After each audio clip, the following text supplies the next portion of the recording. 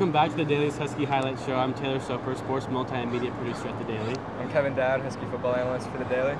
And joining our show for the first time, I'm Lauren Lemieux, Husky football analyst for the Daily. And we're here on Sunday, just about 12 hours after the Huskies' 34-17 defeat to Oregon.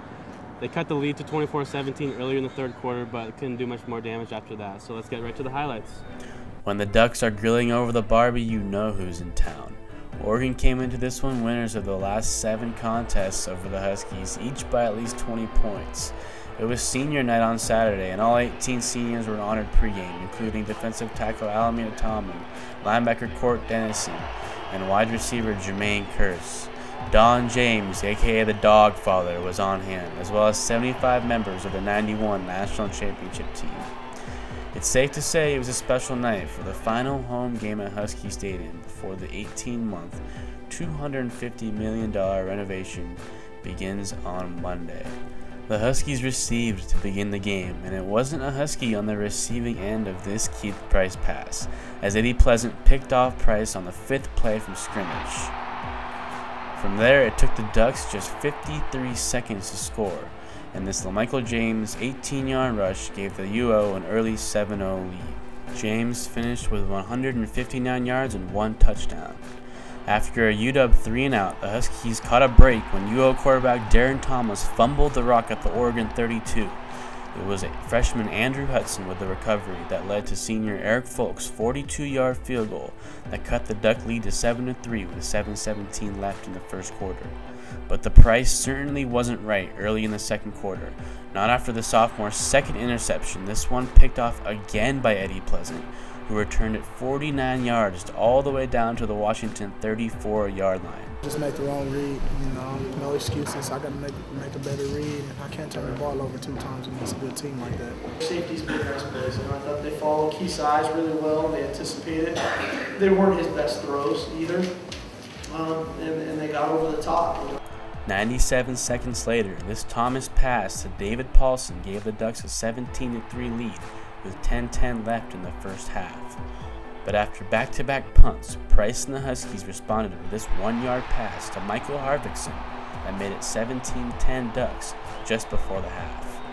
Sarkisian then iced Oregon kicker Alejandro Maldonado with 3 consecutive timeouts as the first half buzzer expired, and the Huskies took some momentum into the locker room, down just 7 to the 6th-ranked Ducks.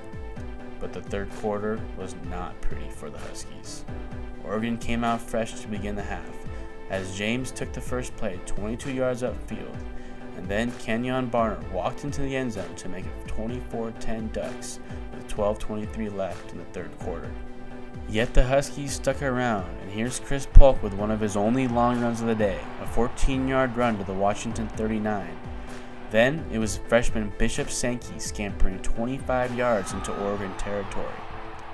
Finally, it was another freshman, this time Kasen Williams with a sweet touchdown catch in the left corner of the end zone to bring the Huskies within 7 midway through the third quarter. Here's a replay of Williams just barely getting his toe in bounds on the left side.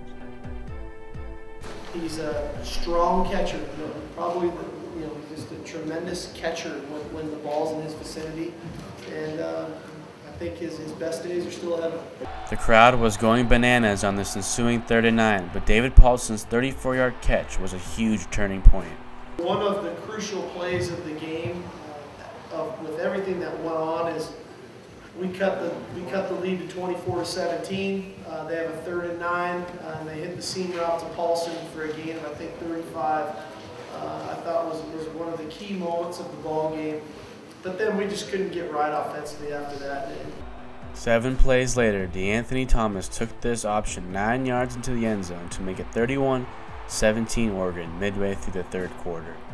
With the Huskies down 17 and 8 minutes left in the fourth, Price sat out 1 play, and it was Nick Montana with this big 53-yard pass to Williams down the sideline.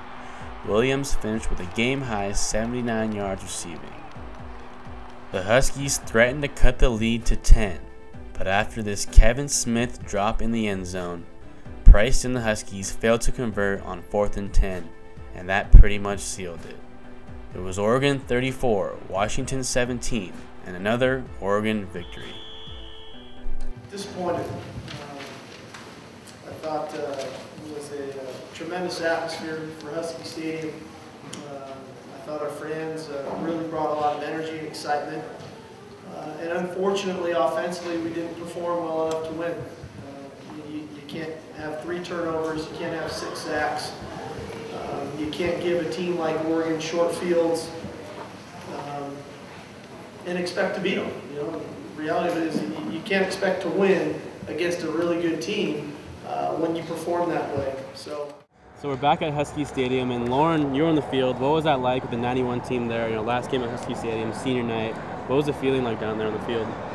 You know, it was absolutely crazy down there. I think anybody who was in Husky Stadium last night could feel it. The crowd was roaring, the press box was shaking, but honestly, down on the sidelines with the players, there was a lot of nervous energy, and I think that really came out, especially 5th play of the game, they threw the interception. So it wasn't a great start, a lot of nervous energy for our guys.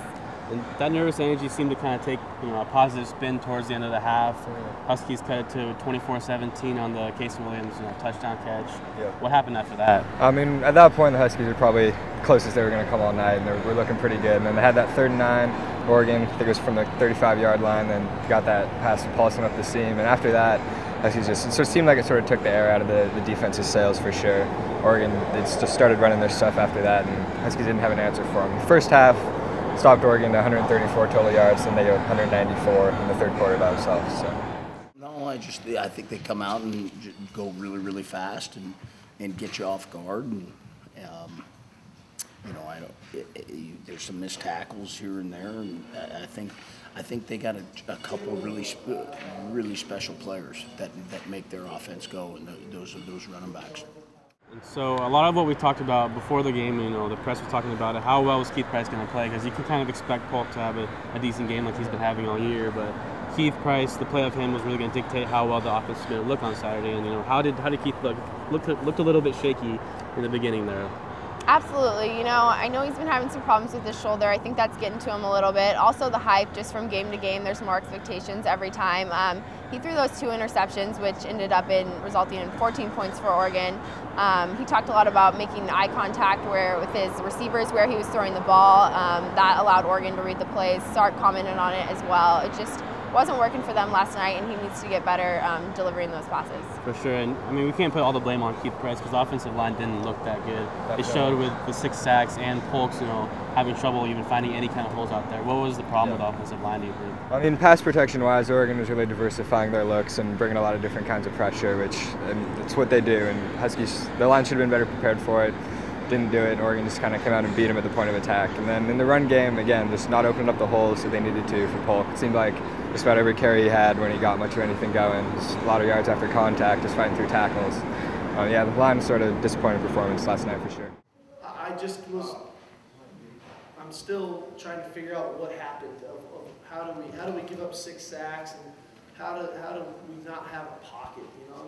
They're good players, but 6 sacks is a crazy number. That's embarrassing.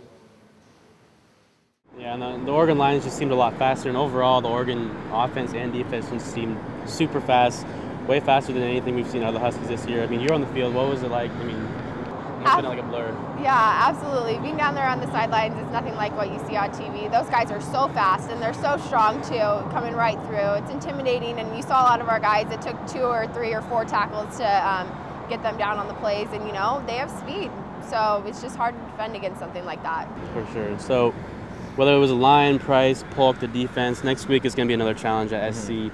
What if there was one thing that you could pick out from the loss at Oregon that the Huskies can improve on? What would it be, do you think? I think general overall, just they have to play better offensively. The defense really stepped up and answered some criticism last night. Limited Oregon to 34 points, pretty impressive performance, but the offense has to be better than that, especially going into next week with USC, another really dangerous offensive team. Going to come out, going to score a lot of points, throw the ball around, and the Husky offense is going to have to be there to answer them. And we'll see. The mantra for this team is finish, so we'll see if they get back on the horse and pick up a win at USC for the 3rd year in a row. So for Lauren, Kevin, I'm Taylor. We'll see you next week.